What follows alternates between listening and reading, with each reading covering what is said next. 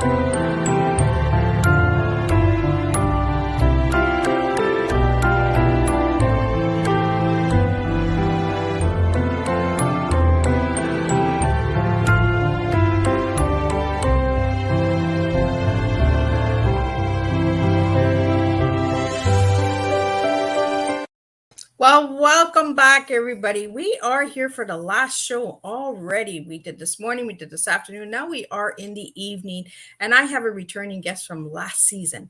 I have Zachary Hagen in the back, and he's going to be talking about his books, all that good stuff. We got some updates for you, what he's going to be doing, and all that good stuff. We even have maybe a puppy joining us for this stream. So if you see a doggy popping up and down, it's Zach's doggy. So let's get started and let's get Zach in here and let's get some updates and let's spill another TEA with Zachary today on Tea Time.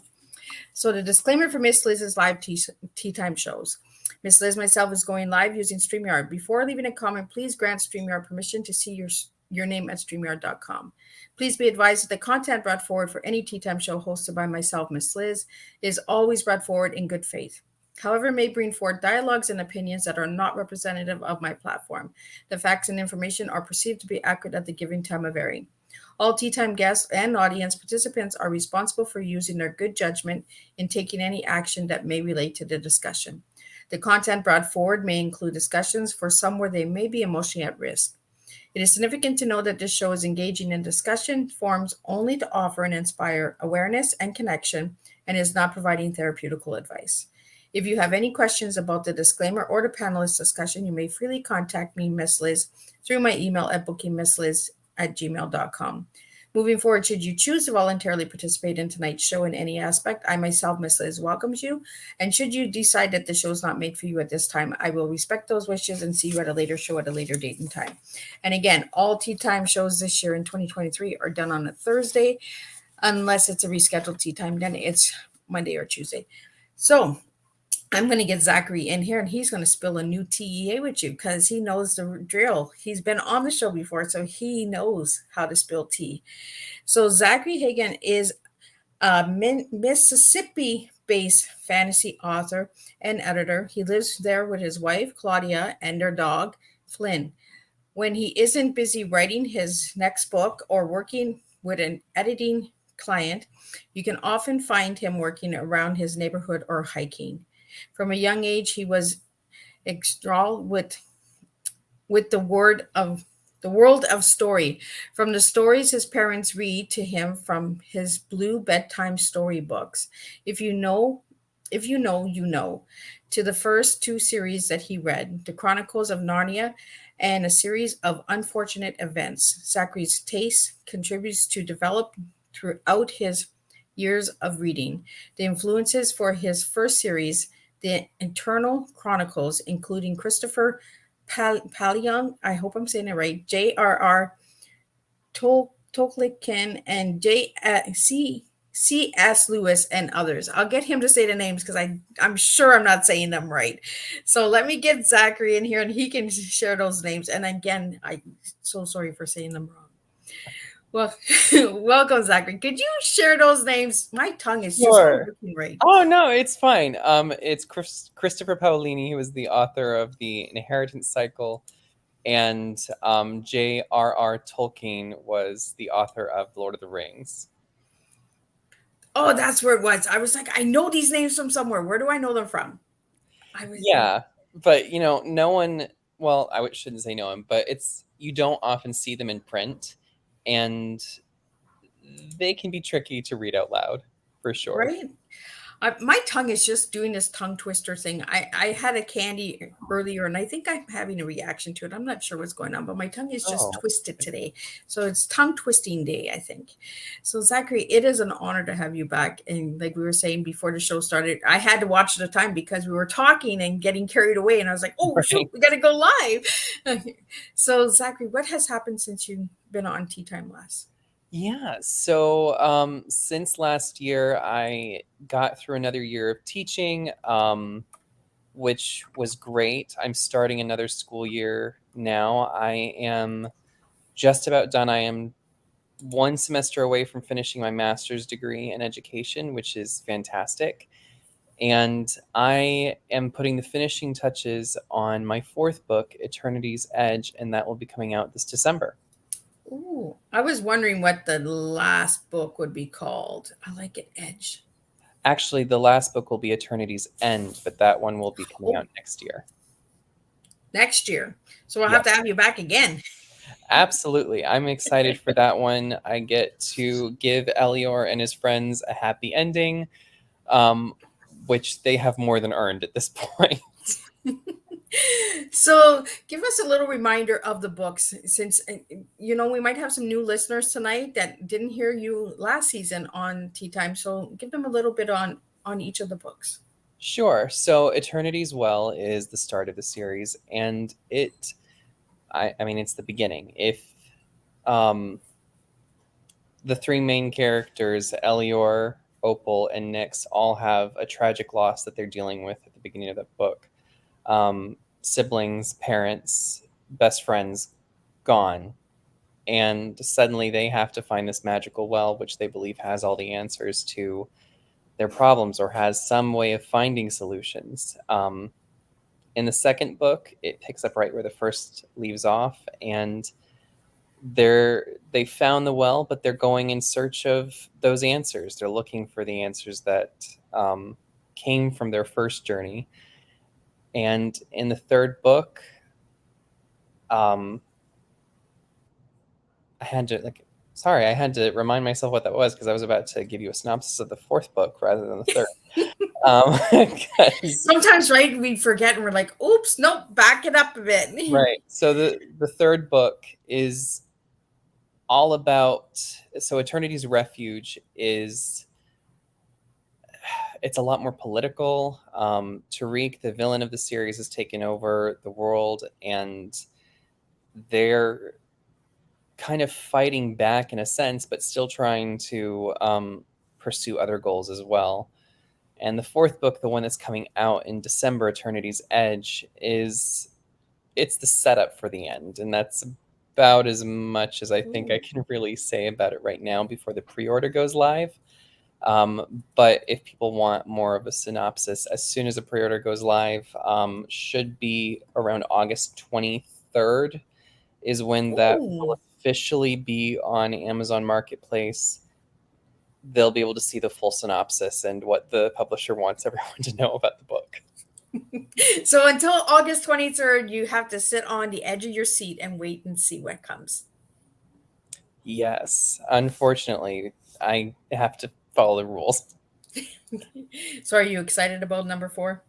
I am. I'm really excited about it. It has been probably the most difficult of the books to write. Um, I had an article come out in Books and Buzz today about how killing off characters actually can be I mean, it's horrible to read as a fan of a series, but it's difficult as an author too when you really love a character and you mean for the audience to love them, but their death serves the story. It was hard to write Eternity's Edge, knowing that some of my favorite characters, a couple of my favorite characters, weren't there anymore. But I think that in the end, it's been a good thing for the story. And it makes me really look forward to getting to write the happy ending for my cast. Well, and I think sometimes we have to close it, right? If we keep it, then it loses its its flavor. So sometimes we have to lose things and close things in order for a new chapter to open. So by closing this and ending this series up, are you looking at doing a new series? I am. I actually have a book that I have a few chapters written in that I'm really looking forward to finishing. I may release it episodically, or I may release it as a whole book. I'm not 100% sure yet. I've wanted to explore the Kindle Vella platform, but the Eternal Chronicles wasn't the series to put on there. So I have about 7 or 8 chapters written. So it's a good start of an Aladdin retelling from the princess's perspective. The twist is that she is actually the one who finds the genie, and a wish gone bad actually switches her in Aladdin's place. Ooh, now that sounds intriguing.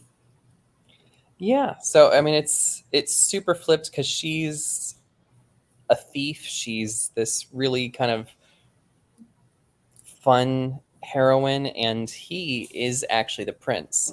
But if anyone finds out, her wish is undone, and she's not the princess anymore. Ooh. So she has to keep her secret. So the book is called Aisha's Secret. It sounds really intriguing. I bet you grandma's going to be the first to grab that one too. Probably. We should probably clue watchers in. My grandmother always gets the first copy of any book that I write because she tells me that she's my biggest fan. My whole family is very supportive of the work that I'm doing as a writer, and that's a real privilege because not everyone can say that. Yeah. Yeah, it's hard being a writer, and it's nice when you have that support, right? Absolutely. So, Zachary, you mentioned Kindle Villa. Do you want to tell us a little bit about that in case someone doesn't know what that is? Sure. So Kindle Vella is a program that Amazon has kind of attached to their Kindle platform where authors can release chapters or episodes of stories. And usually that's every 1 to 2 weeks that they'll release a new episode. And so you can read things episodically. So it's almost like a thriller, right? No, there are actually like full stories on Oh, that platform that are written for that platform. So it's almost like reading a TV show almost. oh, So a new episode comes out every week. You get to read it, watch it, and then the next chapter comes out the next week until the book or the series is done. that's really cool. I'll have to look into that. There's so many platforms for books out there, but you want to get on the right platform, especially when you're writing in a certain genre. You want your books to highlight on platforms that are based on those genres, right? Right. Yeah, so I'm exploring that one, but I have another idea that would work well for it as well. I'm looking at possibly doing sort of I have an idea for a comedy sort of thing called White Raven, where a human family moves into a paranormal neighborhood that they don't realize no one else in the neighborhood is human, and so everyone else has to hide who they are. And I think of it sort of as a Stepford Wives meets Gravity Falls meets oh goodness, I'm having a hard time thinking of a comedy show, but um so very weird but very lighthearted at the same time. So like the '70s show.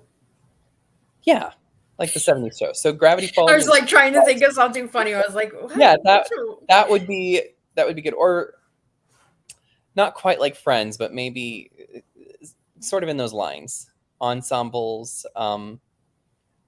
So I want to explore that. That might work better for Vela than Aisha's Secret would, but I'm excited about both those projects. I also have a couple sci-fi books that I'm looking to write. Of course, I have some faith-based ideas as well, since the Eternal Chronicles was a faith-based fantasy series. But I'm excited for what comes after Eternal Chronicles for sure. So, Zachary, if I remember right, you got into fantasy because of bedtime stories with your parents, correct? That was partially. I think that I got into writing in general because of my parents. They've always been reading to me. There have always been a lot of books in the house. Um, my parents had jobs that had us moving around as a kid when I was a kid quite a bit. And I remember just most of the packing was books and books and books. So the written word has always been a big part of my life. So you've been packing books and books and books, and now you're moving and you're packing books and And books I'm and packing books. books. So there's a pattern here. Like There's a pattern. Hopefully, my next move will keep us stationary for several years.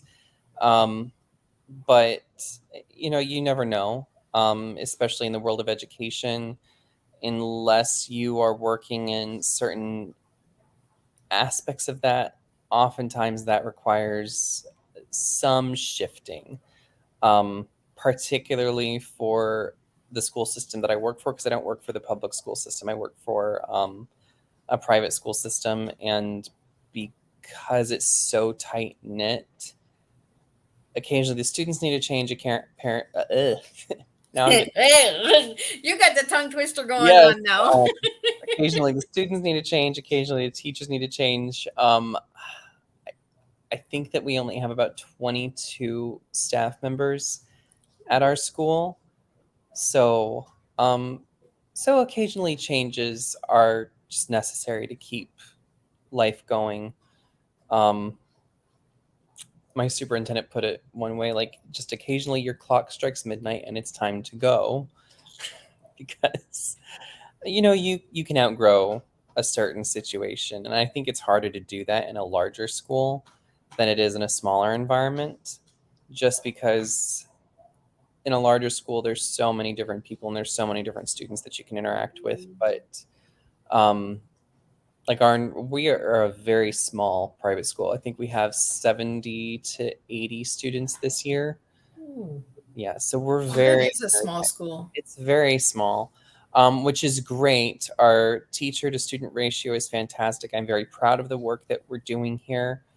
If anyone is in, it's actually a private boarding school, so if anyone is in the area around Southern Mississippi, if you have a grandchild or a niece or nephew that you want to get them out of the public school system with great teacher ratios and lots of fun opportunities. I teach at Bass Memorial Academy. I'll give a little plug for them. And I'm really excited about this year in particular. So we've put a lot of work in over the summer to make sure that the year is going to go well. And I'm excited about really everything that we've done to make this a great school year coming up. Well, and I think smaller schools, you have more time with the students, right? You can build that relationship and understand them a little bit more. You know, the children that are felt left out because of the larger school environments, the teacher doesn't have time to get to 30 students where they have time to get to maybe 10 or 12 kids. Right. I think my largest class last year was 20, and that was weird. That was weird to have a class that big. My smallest class actually only had one student in it. Oh, Yes. So I taught all the math classes and physics last year, and my physics class only had one student, so he got all of the attention. wow. Well, yeah, there was nobody else. There was only one There was nobody student. else. But yes, it gets really fun because I'm so personally involved with each of the students' progression through my classes that I can really understand exactly what they need. It gives me the time and the ability to actually do full.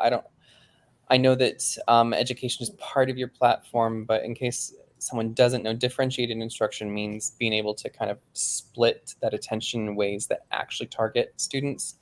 And because I have such small class sizes, particularly with math, it makes it so much easier to actually help students who struggle and to get rid of that math anxiety that so many people have.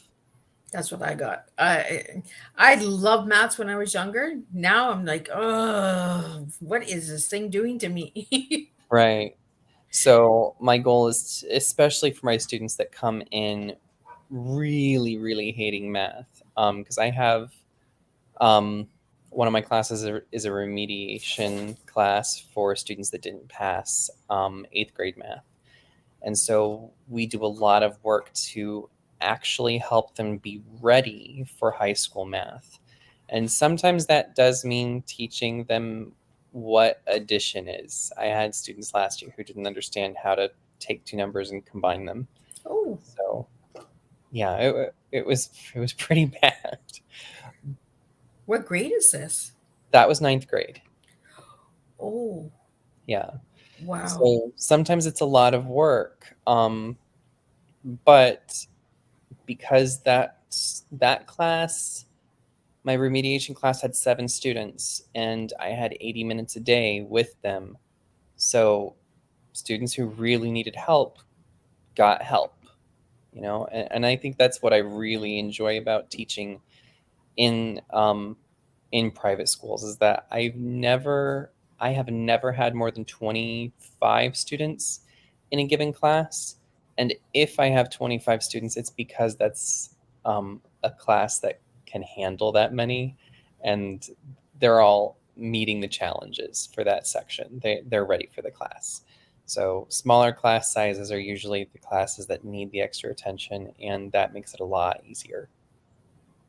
So, what's the difference between private school and public school? So it'll depend on the school system, but for our system, we're a faith-based institution, so we do teach Bible classes as part of the core curriculum. But there's not a whole lot of difference in terms of accreditation for us. Some private schools aren't accredited, and that means that when those students graduate from high school or graduate from 8th grade, they have to take some sort of placement test to meet the criteria for either entering high school or college, such as the GED or some other kind of placement test. So if it's not accredited, they treat it almost like homeschooling. For us, we are accredited through the Adventist accreditation body, which is, aside from the Catholic school system, it's the largest parochial school system in the world. So, and it's all standardized.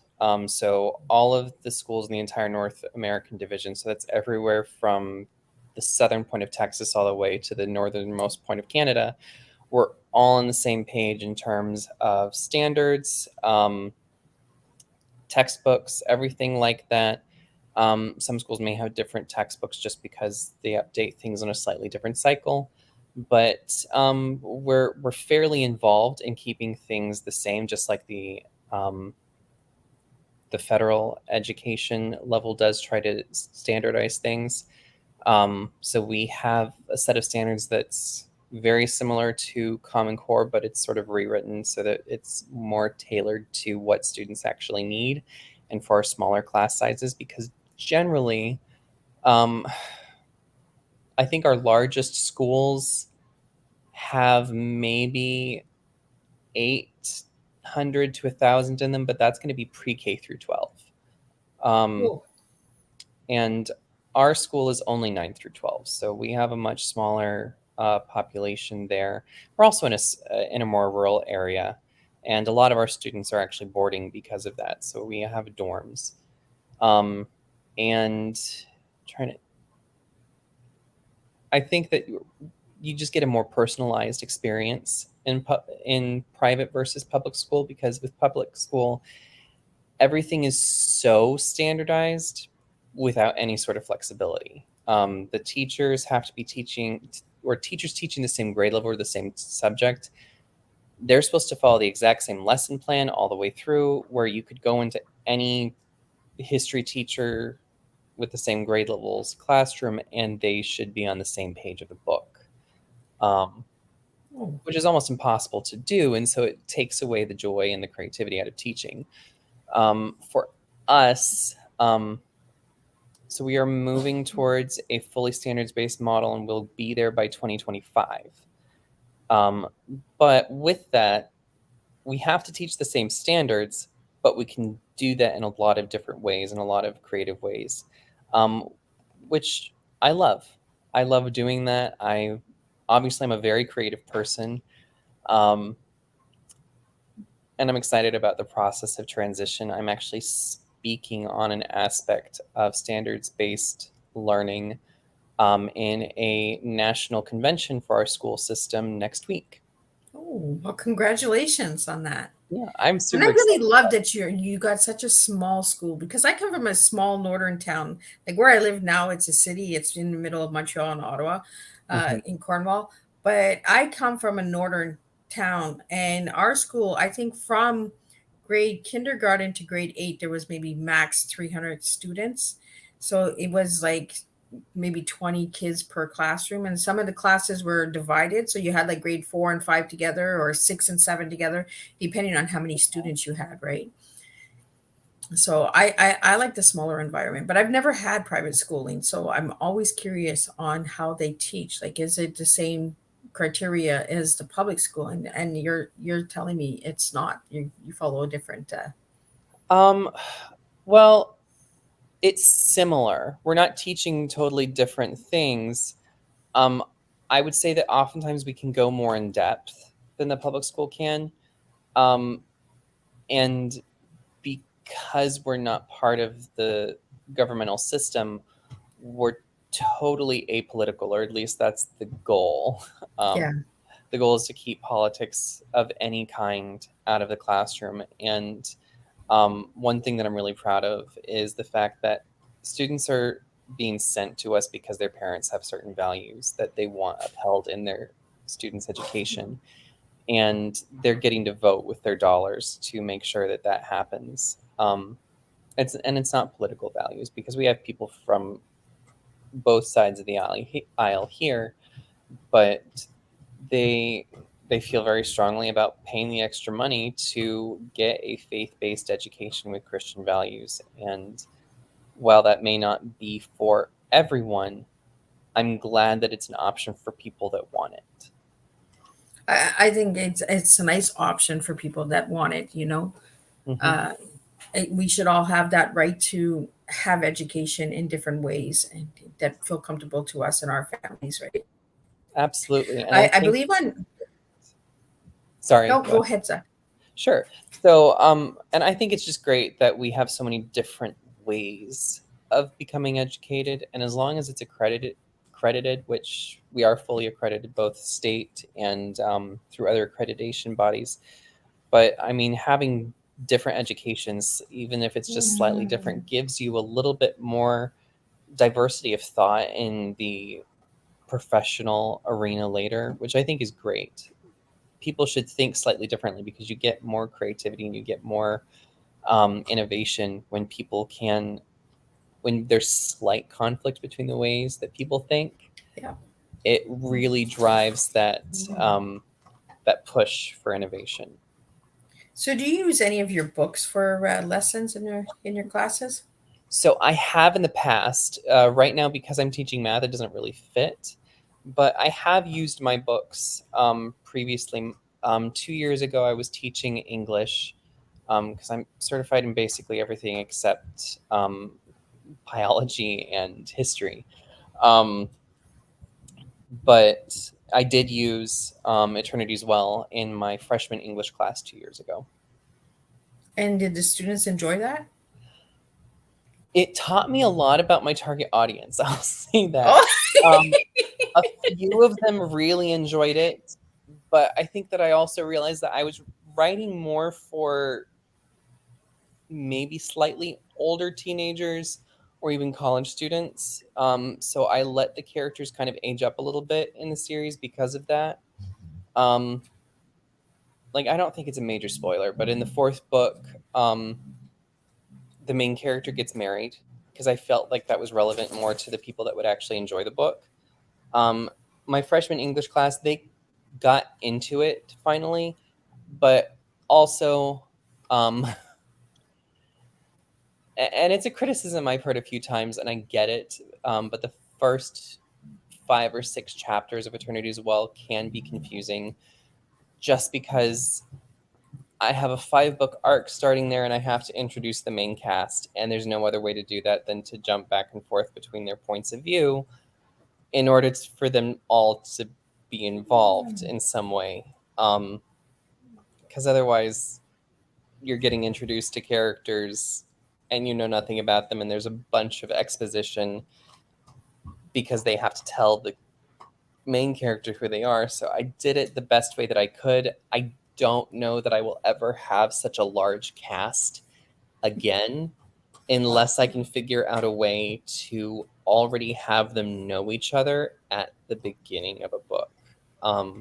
Because having to pull them from different parts of the world and bring them together created admittedly, if you don't know that that's what's going on, the first few chapters of Eternity's Well can be confusing. But it takes time to build, right? Like, you have to put the story out there, and until people understand the story, you have to build the characters. You have to explain who the characters are, right? You can't just pick up a book and, oh, this is who this is, when you've never read it before. Exactly. Thankfully, none of the other books have had that criticism, but I also think it's because the cast already knows each other. Elior, Opal, Nyx already know each other. They made a few new characters every book, of course, but it's nothing so drastic as having to reintroduce the cast to each other every book, which is a lot. I think that it might have been easier in a way for each of the books to have, or each of the main characters to have some sort of prequel beforehand. But that, I think that kind of thing would have required a lot of forethought and building an audience for each of those characters and then bringing them together. So I don't know.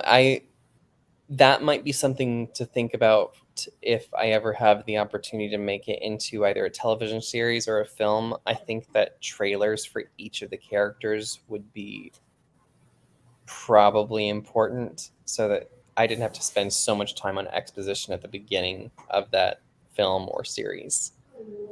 So how many characters do you have? The main cast is comprised of 4 characters. So it's Elior Barvadani. He's the main character.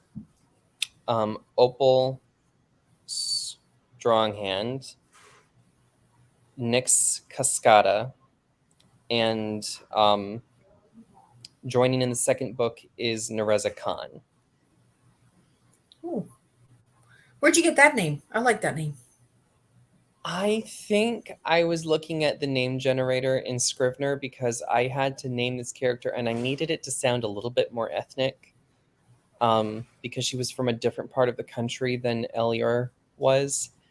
And I wanted it to be a little bit different. I like that name. That's different. I love different. Like, everybody that knows Miss Liz knows I love different, right? I love different names too. My wife and I have already picked out all of our kids' names, and none of them are things that they'll ever be able to find a mug for. That's the only thing. When you get original like that, then you go and look for a keychain or a mug or something, and you're like, oh, I can't get that. I know, but the great thing is now that 3D printing is available, they can get something custom. They just won't get the pre-printed stuff. Right? So, Zach, any plans of children in the future? Yes, we would love to have. I think we've said we'd like 4. Oh, number 4, and you have 4 characters in the first book. They won't be named after the characters. So does the number 4 mean anything to you? I don't know that it has. Maybe not consciously, maybe subconsciously. I'll have to think about that. I don't know that I've never ever really put that into much thought, but maybe. I mean, my nuclear family growing up had 4 people in it. For the longest time, passphrase for everything for my mother was the Hagen 4. I don't know, maybe it has actually some significance in that sense. It feels like family to me. Interesting. Right? It's amazing how numbers and colors and all that stuff click in, and then we're like, I like this. So Zachary, I asked you your favorite color and you gave me turquoise. Yes. I was like, is that really Zachary's color? Color of my couch.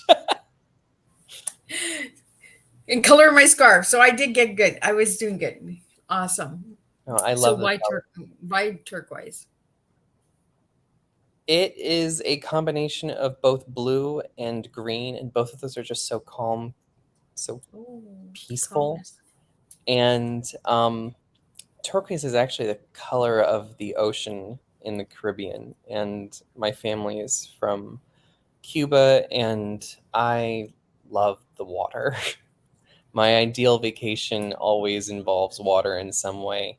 My wife and I went on a cruise for our honeymoon. It was one of the best decisions we ever made. We loved it, and it obviously it's a brighter kind of turquoise than the couch, but the waters, especially off the coast of Mexico, Cozumel, just sparkle with that, and I just love it. It feels very beachy, very calm. It's peaceful. So I really love the color. That really makes a lot of sense because you say that's where your family's from, right? So it reminds you of home and family, just like the number 4, right? It brings you back to family. You Yeah, just never know what brings you back to family, right? Colors, numbers, books, you know. absolutely. Uh, so I want to get your tea now, Zach. I think it's a good time to get your tea. So if I give you the TEA, what 3 words are you giving me this time? Oh goodness. So this year, teaching entrepreneurship. I think that's how you say it. And oh goodness, it's on the tip of my tongue. It'll come to me here real quick. Assent or agreement. Ooh. Now give me a little bit why those 3 words. So teaching, because I've been very lucky this year to really find my stride and my passion for teaching. My master's in educational leadership has certainly helped with that. And I've gotten to do research in that field. I'm becoming a trusted expert in my circles, and that's a really good feeling. And I love what I do. Entrepreneurship, because my wife and I started a soap business at the beginning of this year, which was exciting. So we sell natural soaps at with our business Raelius Luxury Soaps and Bath. And I love the products. I use them myself, and a lot of my skin problems have cleared up because of that, which is great. And of course, running the publishing business is still. And assent or agreement, because I feel like, especially, well, professionally, I feel like I agree with more people now, and I've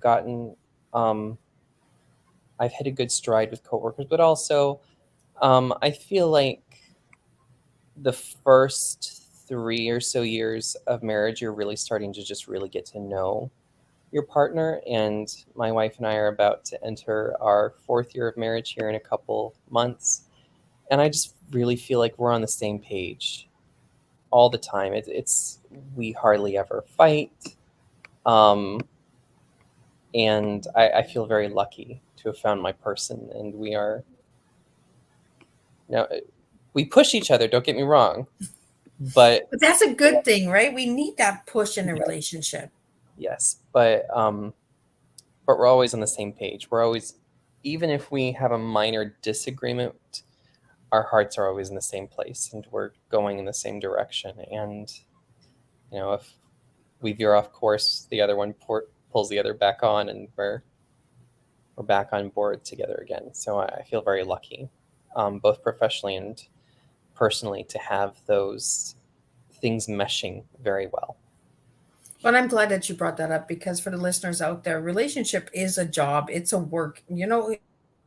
It's making sacrifices and negotiating. Mm. A couple weeks ago, I had Linda and Charlie Bloom on, and they talked about relationships, and it's a struggle to know each other, right? Because when you first meet each other, you're really attractive and really, oh, I like this about you, I like that about you. And then you get together and then you start dating, then you start living together, and then it's all nitpicking things, right? Oh, you put the toothbrush the wrong way, or you didn't put the toaster crumbs are all over the counter. Like, Right. you find little things. And like you said, now you're getting into year 4 and you're like, we're balancing ourselves out now.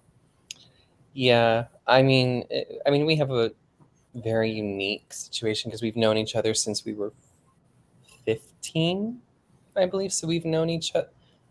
Was it 15? It was either 15 or 16. So we've known each other for almost a third of our lives. Wow. We met in high school, and it's been a minute since high school. So Wow. That takes a lot of courage, and a lot of hard work, because you're completely different when you're in high school compared to an adult, right? We go through oh, these transformations and we're like, oh, well, we can do that, when we were younger. And then when you get older and you get married and you become in a relationship and partnership and that, then it's, oh, I can't do that anymore. I yeah. could get away with it when I was younger, but now, ooh, Well, she's got me there, or oh, he's got me there, yeah. Well, we dated and we broke up in high school, and then we got back together after her ex-fiance broke it off with her. So she actually got engaged twice in 1 year. So because when we got back together, we knew that this time it was right. We weren't ready to be together when we were teenagers, but in our early 20s, when we got back together, it was right. So your characters that are in the book, Zachary, do they have relationships? Like, are they like husband and wife? Are they like how are the characters joined together? Yeah. So in the first couple books, in the first book, there's really nothing going on except the story. But my students actually did influence the second book quite a bit, because I was writing Eternity's Mirror while I was teaching Eternity's Well to them. And I had one student say, is there going to be any romance in the second book? That would just be fantastic. So I was like, maybe, I don't know. I didn't really think of that being a focus, but I decided to include it because the student wanted it. And I was like, if they're going to be potential readers, I want to do things that readers will enjoy. And so there was a romance.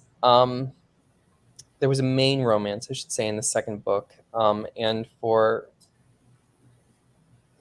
actually, the characters do all end up having some sort of romantic tie. And Elior does get married at the beginning of book 4. Actually, there's a lot of book 4. I get to kind of explore the differences between a relationship that has a really solid foundation and makes sense, one that doesn't make as much sense but still kind of works, but there's conflict. That one I'm going to be testing a little bit. And I also have on the other side of things a very abusive and controlling marriage in there. So it's really fun to explore politics of world government, as well as the dynamics of different kinds of relationships, because some people really are ready to be married. Some people kind of rush into that, and that breeds, okay, we're committed now, what do we do? And then there are people who get married for the absolute wrong reasons, and it backfires in large ways. So, and I think it's important, especially for young readers, to know that marriage isn't just one thing. I think that there is an ideal of what it should be, but a lot of that depends on where you're coming from and why you're getting married, and the person you are and the person you're getting married to. So much of it depends on all of those factors, and healthy marriages can come from someone rushing into it, but it takes more work. Yeah. And it takes a lot of more commitment, I think, a lot more emotional toughness than knowing that you're ready for a marriage with someone that you already know and love. So I get to explore some of that in book 4. And it's an interesting dynamic with the characters, because I feel like, they were in their late teens in the first book, and now they're in their early 20s, and they're different people than they were. And I think that that's an interesting dynamic to kind of grow up with the characters in a way. Because when I first wrote the books, or first wrote Eternity as well, when I started it, I was 20, 21, I would say. Oh. And so I wasn't far off from where Elior was, because I left it alone for a little bit and finished it during my first year teaching. But especially coming back to those characters later, and then kind of having the perspective of growing up a little bit and having to do some growing up myself, it was interesting kind of seeing how that dynamic changed. I don't think that I realized how much of a relationship that authors have with their characters. And maybe that's not something every author experiences, but it's definitely something I've experienced, where they feel very familiar. They feel like real people to me.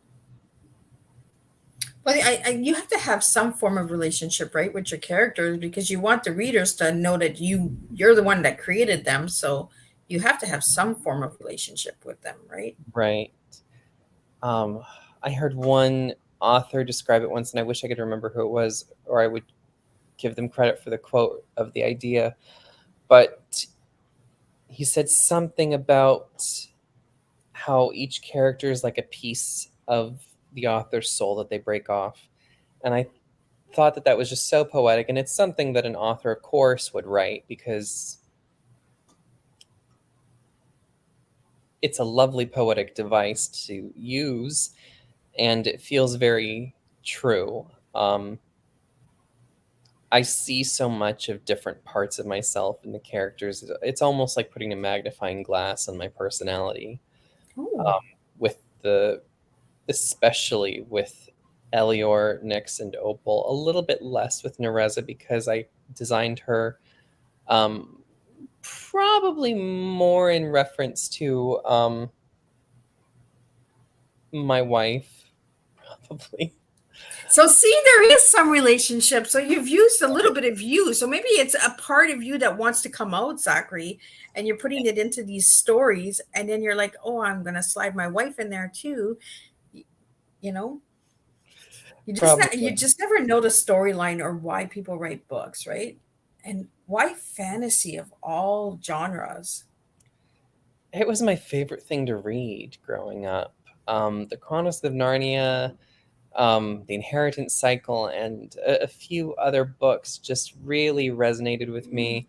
I think the other thing that I really do want to explore is dystopian sci-fi, because The Hunger Games was a major thing that I was very into as a kid. Or I guess a teenager was when I was into it. But I think just fantasy, anything can happen, you know? because you have the really traditional fantasy with Lord of the Rings, but then you have Harry Potter on the other side of it, and you have urban fantasy, and then you have my books that combine elements from a lot of different subgenres of fantasy because it's a modern world, but it has some medieval flair, and it's Christian fantasy, so it has a lot of symbolism in it, and so it's a layers and layers and layers of different things, which I think is a lot of fun. It almost sounds like the onion, peeling the onion back, right? Yes. I was on a different podcast earlier this week, and I was telling him, I think that people will be able to get things out of Eternal Chronicles for a long time because there's so many Easter eggs and things that you can find in there depending on your own perspective, because there's a lot of different references. I'll give a freebie to the listeners of your podcast, like the city that the wind spirits, the Venti, live in is called Isengard, which of course is a play on Isengard from the Lord of the Rings series. So I've hidden a lot of things like that in there, and if people find them, they will find a lot of the things that I'm interested in and maybe some of my favorite either video games or TV shows or books, or lots of different things, lots of Easter eggs in there to uncover. They're not all as obvious as that one, but there's a lot of references. So, what message you want to give the readers about your books, Zach? The books are about life. They definitely have a moral and a religious purpose because that was on my heart when I started the series. But they really are about life and how it moves and all of the intricacies of the human heart, on the personal, on the familial, on the romantic levels. And it's so much more than just a young adult fantasy book. So even the grandparents can listen and read this, right? Even the grandparents can listen and read. I'm looking forward to, hopefully, audiobooks will start coming out for them this next year. That's probably going to be a project for that, because I got told so many times, you should read your own books. You have a voice for it. And I was like, okay. So I bought all the equipment, and I just haven't had time because I'm trying to finish writing them. Right, there's so much to do when you do an audiobook that people don't realize, right? There is. So next semester, when I'm done with my master's degree, I will have, hello, sweetie. I will have a little bit more time to devote to actually recording in earnest my my audiobooks. But sorry, what was that? You cut out a little bit.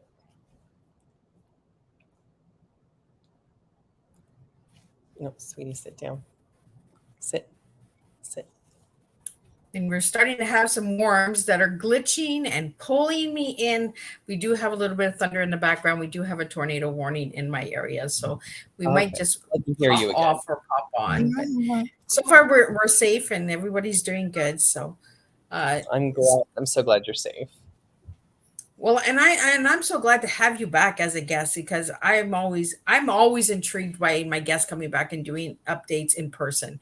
I can do updates with a write up and a picture, but having you face to face again and seeing the transformation in 1 year, like I believe you had boxes behind you the last time I had you on, because I think you had just moved. I did. I had just moved. There were boxes, I think, in the background. Yeah, because this is a different background, because I remember you being on the other side of the room. I was actually I was in our dining room, I think, last time, but stuff is going on in there in different projects, so I moved out to the living room, which is a lot more comfortable, and it's cleaner right now. So any final words you have for the listeners today, Zach? Christmas is coming, and so is the fourth book. So if you're if you or your grandchildren or your kids love to binge read all 4 books, and then they'll get to read the 5th book here, hopefully next summer. So So is that when you release all your books in the summertime? usually I look at summer or holiday. So last book came out in November. This one I need a little bit more time, so December. But yeah, I try for summer and holiday releases because it seems like that's when people are really book shopping for other people, and I think they make great gifts. So Right? We need to read more. We need to really open the imagination, absolutely.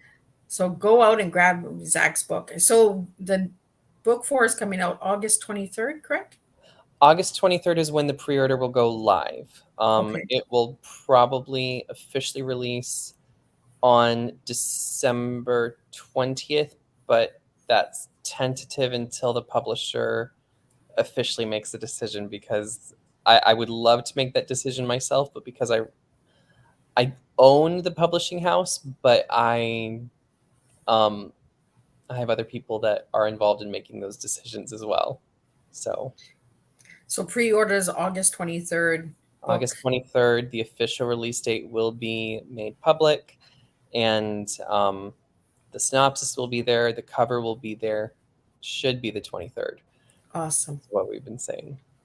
It's going to be really cool. I always look forward to the new books as well. Last year, that's what I did is I used all of my tea time guests for Christmas gifts. So anybody that had books or clothes or chocolates or any of that good stuff, that's where Miss Liz did her Christmas shopping. So I'll be able to buy your book for Christmas for my teen grandchildren.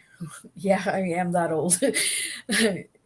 I'm 1 year away from the big 50. So yeah, I do have a couple teenage grandkids out there. So I'll have to grab that for sure, Zachary.